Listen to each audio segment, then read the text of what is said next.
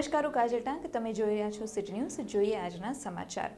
સમગ્ર સૌરાષ્ટ્રમાં પ્રજાસત્તાક પર્વની આન બાન અને શાનથી ઉજવણી કરવા માટે સર્વત્ર ઉલ્લાસ છવાયો અને ત્રિરંગાને સલામી સાથે પરેડ, સાંસ્કૃતિક કાર્યક્રમ સહિતના આયોજનો થયા. ત્યારે ત્રંબામાં ઉત્તર બુનિયાદી શાળામાં ગણતંત્ર દિનની રંગેચંગે ઉજવણી કરાઈ હતી. ત્રંબાના સરપંચ નીતિનભાઈ રૈયાણીના હસ્તે ધ્વજવંદન કરવામાં આવ્યું હતું, જ્યારે કસ્તુરબા તાલુકા શાળામાં અને કોલેજમાં પણ ધ્વજવંદન કરાયું હતું.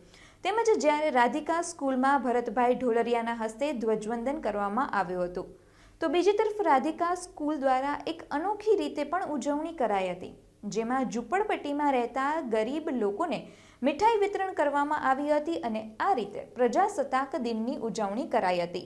અહેવાલ GN જાદવ, ત્રંબા.